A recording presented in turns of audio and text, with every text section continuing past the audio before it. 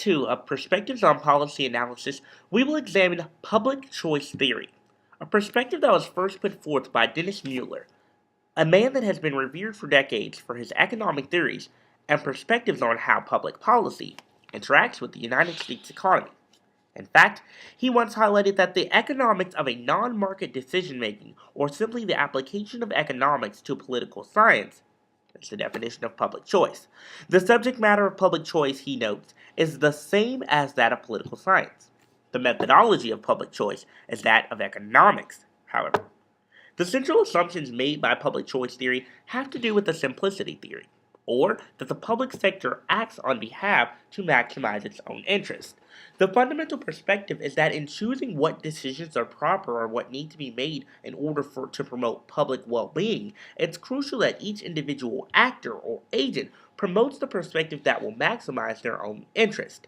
So it's not that they're acting out of an egotistical perspective or even out of a hubristic perspective of considering their own individual initiatives, but rather promoting their own perspectives and interests in order to achieve greater success for other individuals. This is then defined as methodological individualism, when these social entities utilize individual actors to demonstrate their level of success. Unlike other theoretical perspectives in economic and political science and political scientific theory, public choice theory is focused on the pragmatic or real-world effects that can be beneficial to society. In particular, it studies the behavior of politicians, governmental systems, bureaucrats, and agencies in order to better understand how this social system coalesces to work to achieve the best outcome for the public good.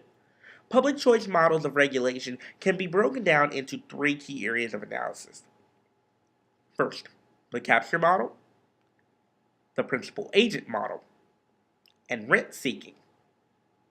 First, the capture model focuses on regulators and the regulated.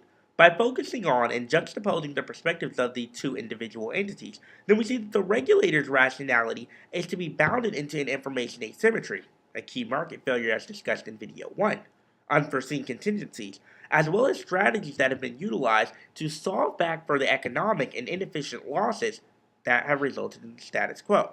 Specifically, by looking to these individual agents' ability to engage in the regulatory market and not castigate the regulators from the regulated, then they're able to prove successful because they engage in this methodological individualism by using the regulated individuals to achieve their own level of success so that the regulatory industry as a whole is successful. Second, we can examine the principal agent model. Much like any system, particularly in the field of law, agency law that is, there's a need for a principal to monitor the efforts or agents' actions of his or her agents. An agent is any individual that acts on the legal accord of another individual. Specifically, we consider the example that a sports agent acts on the legal accord to respond to all public relations inquiries, legal inquiries, economic inquiries, etc., for an individual athlete, coach, or other sports figure. The role of an agent is to examine all of the necessary measures that the principal has to deal with and take those struggles away from him. That is, the agent must act in the interest of the principal. The agent loses all perspective of individualism after being hired by the principal and must respond to the basic needs and associations of the principal. The overall results or perspectives of the agent himself were not considered, for he must engage in the simplicity theory of looking at the actor himself to act upon what the principal would best achieve. If we look to the electorate, they represent the principal, while the elected government represents the agent. The electorate is the decision-making process, or what has to be achieved, while the elected governmental officials are the ones that are actually acting on the part of the electorate to ensure that this is achieved. Additionally, with the elected government, they act as a principal to the agent of the bureaucracy. Bureaucrats often go out and highlight specific elements of government that need to be accomplished, achieved, or even better in order to promote social welfare. Thus, the elected governmental system is better affected by the actions of the bureaucracy.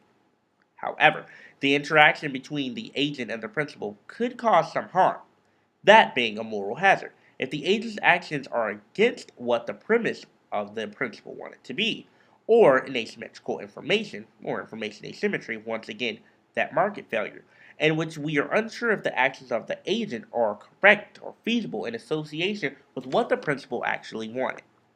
Finally, we can consider the perspective of rent seeking, which is a political activity of individuals who devote resources to the pursuit of monopoly rights granted by governments. The resulting privileges or rents are in welfare laws to consumers and taxpayers. Simply put, when these individual entities engage in this sort of political action, they are seeking to promote their own level of individualism, not necessarily caring about the effect of consumers or taxpayers. The exchange occurs through the passage of governmental policies or other governmental actions. We can see this with the welfare program that exists today.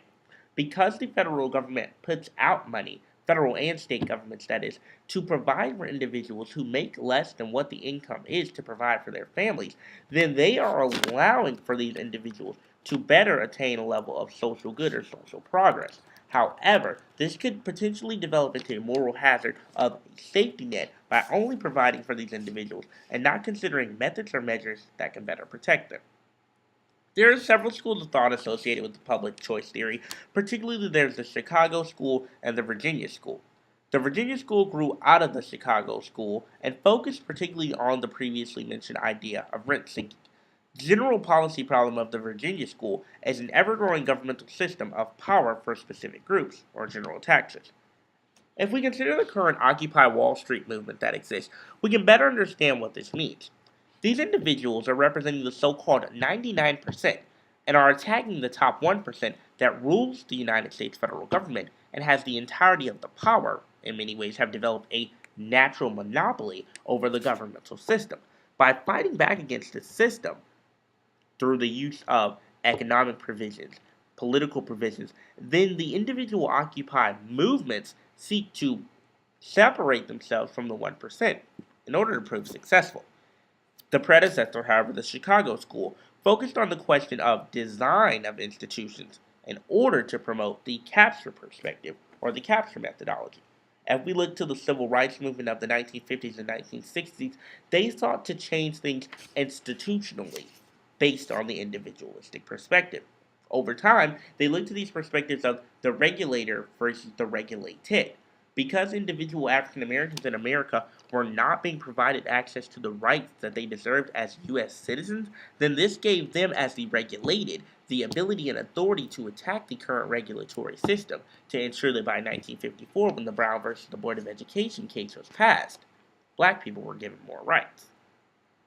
So today, we have examined public choice theory by first considering its basic perspectives and tenets, considering its school of thought, and looking at empirical examples that demonstrate how the principal agent theory, rent seeking, and the capture model all work in public policy analysis.